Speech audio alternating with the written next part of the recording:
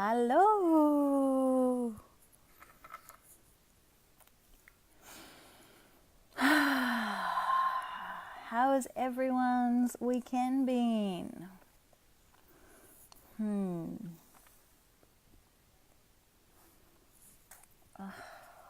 So the last few weeks I've taken a bit of a break from Sunday soul sessions because they weren't quite feeling aligned. I was feeling like I was forcing myself to do them a bit.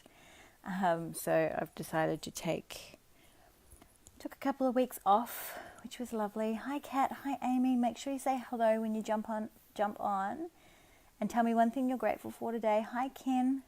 And if you are catching the replay, then hashtag replay in the comments. So as I was saying, I've taken a bit of a break off the Sunday soul sessions the last few weeks because I haven't been really feeling all that aligned with them. And when it feels forced, then I don't feel like I bring the best energy to it. So thanks, I am. So yeah, I've decided to just chosen for the last few weeks to not do them. So next week they will be back on the 14th. Yay, I'm looking forward to it. The first one back with a very juicy guest. But tonight I just wanted to jump on really quickly and have a chat about, the relaxed is probably the bubbles that I had at breakfast, Amy, celebrating Phoenix's birthday.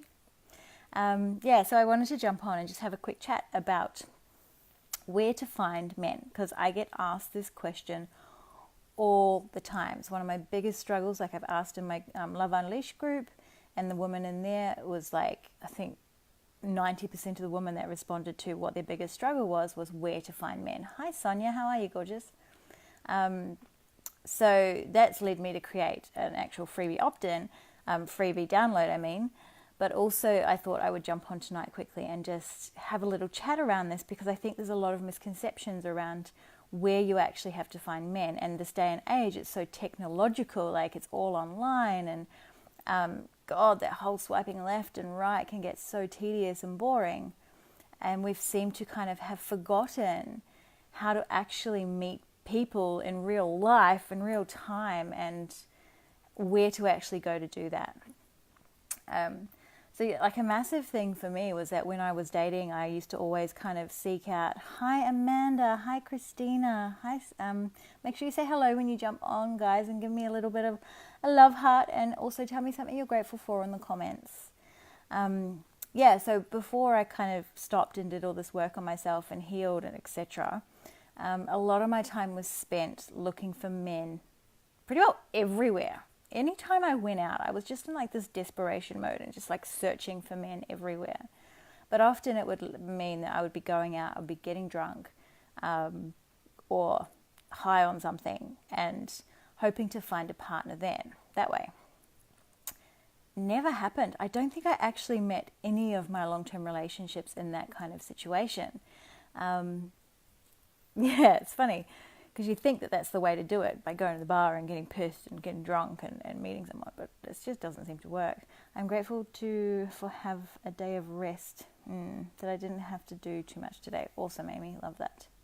Sundays are for chilling out. But realistically, if you're wanting to actually meet decent guys, meet quality guys who have similar interests to you and are going to be into similar things to you, and you're going to have things in common with them, the best place to start is start doing the things that light you up. Start doing the things that make you really happy, that you love doing. So for me, one of my long-term relationships I met when I decided to do a marathon when I was living in Melbourne, and I joined a running club, a marathon club. And this guy was actually a part of the club as well. And we trained for a marathon together, and that's how we got together. One of my exes was actually my boss at work. So I was doing something that I loved, but he was like my boss. But it was real cute. And then when I met Gary, it was on the start of, the Ironman. So I was really getting into Ironman. I was really excited by it and was doing it for me. And that's the key. It was like I was putting myself out there and going and doing these things that made me really happy.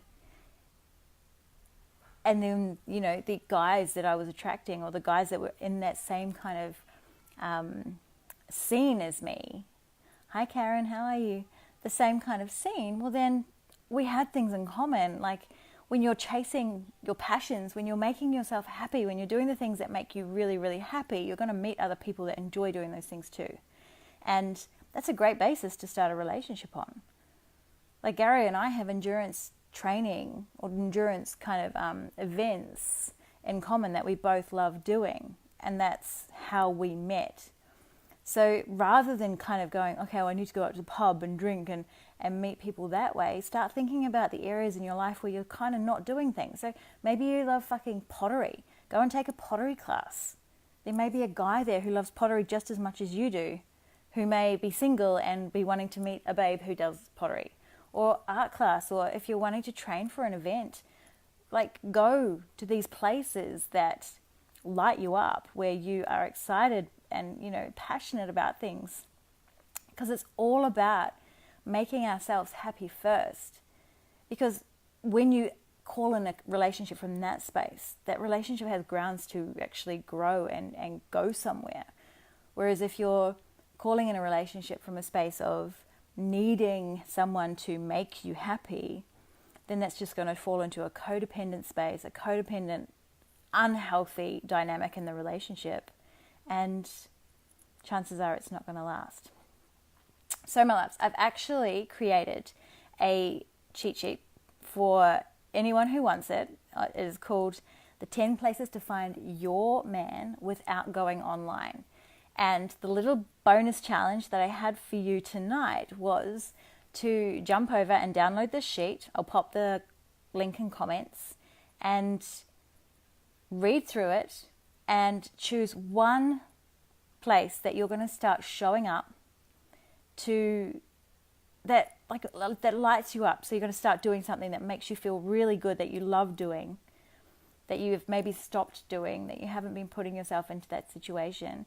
One thing, go out there and start, you know, book in to do a class, or if you want to, you know, do a training event, if you want to do a run or, I don't know, a triathlon or something, you know, set a goal and then join a tri club or whatever it is, but go through the sheet. There's like 10 things on there, 10 options.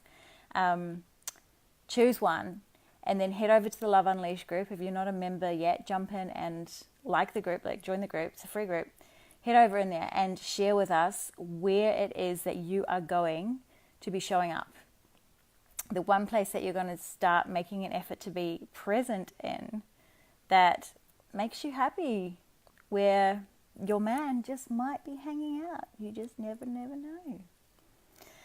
All right, my love, so that's the bonus challenge. But otherwise, download the cheat sheet regardless, because there's lots of little gold nuggets in there for you. And yeah, start kind of creating that joy and creating that happiness and putting yourself in places where it's doing things that you love to do, to then actually meet other people who love doing that stuff too.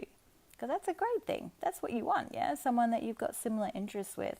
Not all of them, obviously, but some, you know, some common ground. Hi, Lisa. How are you, my love? I'm just about to wrap up. So go back and watch from the beginning. So yeah, I just wanted to give you that little bit of tidbit of advice tonight and offer you that little challenge to, you know, because accountability definitely helps in these kind of situations. So yeah, jump in and go for it. What have you got to lose? You've got so much to gain. All right, my loves, I'm going to go and relax some more.